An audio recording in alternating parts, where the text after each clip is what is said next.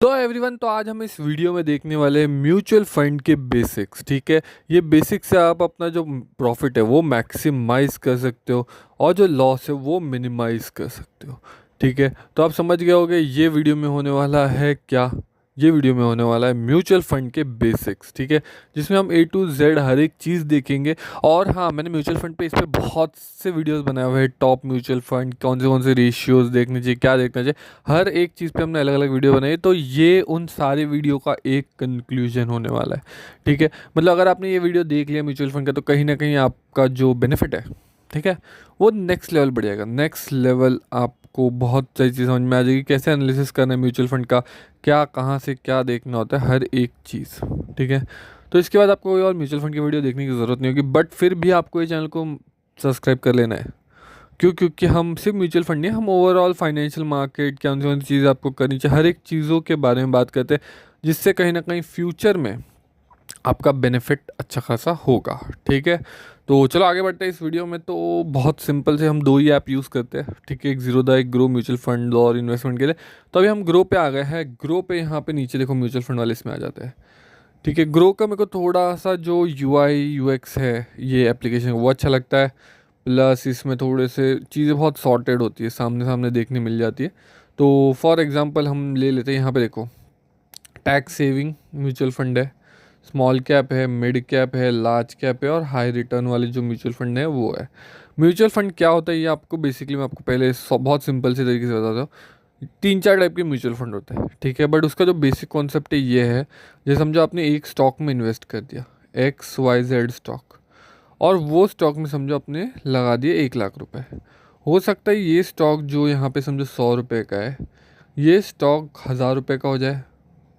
ठीक है, तो आपका जो इन्वेस्टमेंट है ये कितना हो जाएगा, ये हो जाएगा 10 लाख। या हो सकता है ये ही स्टॉक 100 रुपये का 10 रुपये हो जाए, तो आपका इन्वेस्टमेंट कितना का हो जाएगा, 10,000 रुपये का सिर्फ। तो जो स्टॉक है ना, इस स्टॉक में इन्वेस्टमेंट करने के बाद, ठीक है, बहुत हाई रिस्क होता है। ठीक है, हाई रिस्क हाई रिवॉर्ड अगर आप पर्टिकुलर स्टॉक में इन्वेस्टमेंट करो। म्यूचुअल फंड में क्या होता है, बेसिकली एक म्यूचुअल फंड है,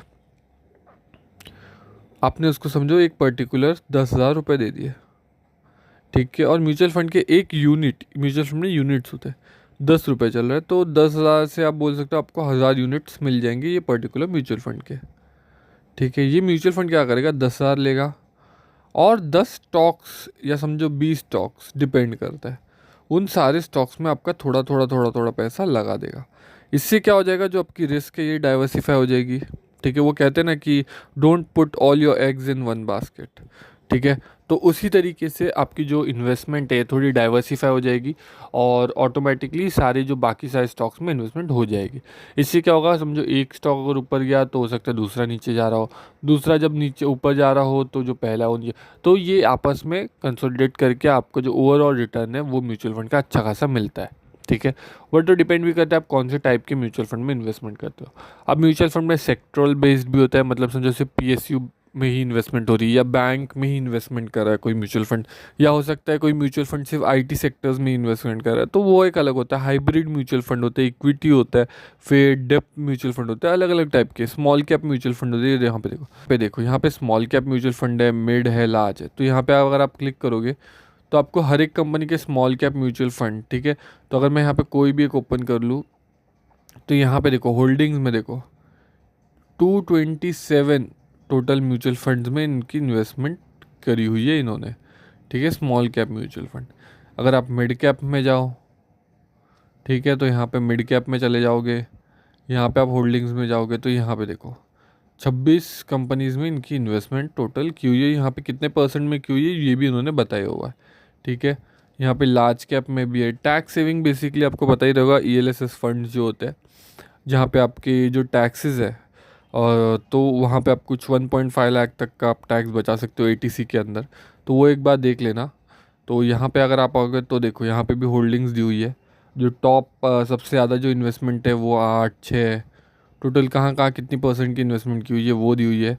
फिर यहाँ पे आप देख सकते हो इसका ये कितना चल रहा है, ये देखो 143 का जो मैंने आपको बताया था एक यूनिट का प्राइस चल रहा है।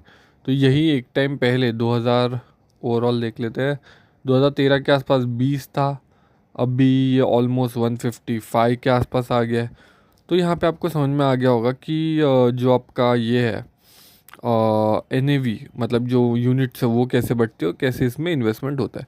तो ये छोटा मोटा मैंने आपको बता दिया कि ये होता है म्यूचुअल फंड, ठीक है। मतलब ये म्यूचुअल फंड का बेसिक कॉन्सेप्ट है, ठीक है। अभी हम आ जाते हैं एक पर्टिकुलर कोई मैं म्यूचुअल फंड उठा लेता हूँ, ये वाला उठा लेते हैं, ठीक है। अगर मैं 5 साल का देखूँ तो यहाँ पे देखो 17% रिटर्न इसने दिया हुआ है ओवरऑल।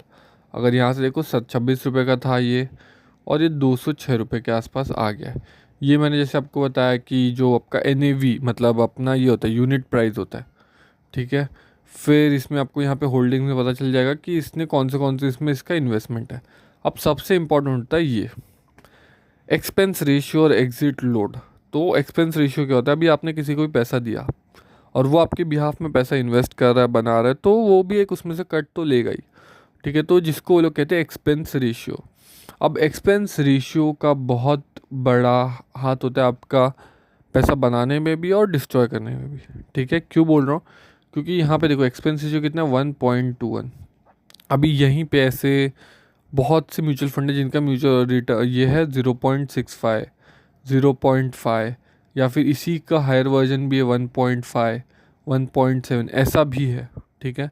तो जो आप बहुत लोगों को कम लग रहा हो कि 0.5 या 0.6% से क्या फ़र्क पड़ेगा, बट अगर आप ओवरऑल देखो 20-25 साल का आप इन्वेस्टमेंट करते हो तो आप उस टेन्योर पे अगर देखते हो तो आपको पता चलेगा कि आपका बहुत ज़्यादा लॉस होगा, ठीक है। जहाँ पे आप 1 लाख बना रहे हो वहाँ पे आप 2 लाख बना सकते थे अगर आपका ये जो 0.65% का जो लॉस है अगर वो नहीं होता, तो अगर आपने बेटर ये सिलेक्ट किया होता तो, ठीक है। और एग्जिट लोड तो कुछ खास होता नहीं, अगर आपने समझो इन्वेस्टमेंट कर दी उसके 12 मंथ के अंडर अगर विड्रॉ करते हो तो जो भी अमाउंट अपनी विड्रॉ की मतलब लगाई थी उसका आपको 1% देना पड़ता है एज ए एग्जिट लोड, ठीक है। बाकी तो टैक्सेस वैक्सेस तो वो सब तो नॉर्मली चलता ही है, ठीक है। तो ये जो है ना ये सबसे इम्पॉर्टेंट है एक्सपेंस रेशियो और ये। और उसी के साथ आपको यहाँ पे ना एक और एनालिसिस आप कर सकते हो, यहाँ पे एक सिमिलर फंड्स करके भी ऑप्शन होता है, ठीक है। अब यहाँ पे देखो तो यहाँ पे आपको देखने मिलेगा कि इसका 5 साल का रिटर्न देखो। तो ये जो रिटर्न है ना कैगर, ठीक है, जिसको हम कैगर कहते हैं, ये बहुत इंपॉर्टेंट होता है समझना। अभी यहाँ पे देखो जैसे मैंने आपको बताया था कि ये देखो इंफ्रास्ट्रक्चरल मतलब ये इंफ्रास्ट्रक्चर रिलेटेड इसके स्टॉक्स होंगे क्योंकि ये सेक्टोरियल म्यूचुअल फंड है। यहाँ पे देखो सेक्टोरियल मतलब इंफ्रास्ट्रक्चर का सेक्टोरियल फंड, ये देखो। तो यहाँ पे वैसे ही स्टॉक्स होंगे, ठीक है। तो इस तरीके से आपको आइडिया बेसिकली मिल गया होगा कि किस टाइप के म्यूचुअल फंड होते हैं, किस टाइप की इन्वेस्टमेंट होती है। और इसमें आप SIP भी कर सकते हो, लमसम इन्वेस्टमेंट भी कर सकते हो, आपको जिस तरीके से इन्वेस्टमेंट करनी है उस तरीके से कर सकते हो। मैं आपको सजेस्ट करूँगा अगर आपके पास थोड़ा मोटा पैसा है तो आप लमसम कर दो, बट SIP भी कंटिन्यू करो, जिससे क्या होगा कि आपको जब लोज है, ठीक है, तब भी आप बाय करोगे, हाइस पे भी आप बाय करोगे, तो चाहे मार्केट कैसा भी आपका जो इन्वेस्टमेंट है वो पर्टिकुलरली चलता चला जाएगा, ठीक है। आप यहाँ पे 100 रुपये से लेके 1000 रुपये जितने का भी आप SIP करना चाहते हो उतने का आप SIP कर सकते हो, ठीक है। तो उसमें कोई प्रॉब्लम होती है नहीं। तो आई होप अगर आपने वीडियो यहाँ तक देखी तो आपको आइडिया बेसिकली मिल गया होगा कि म्यूचुअल फंड होता है क्या, उसमें करना क्या होता है और A to Z चीज़ें।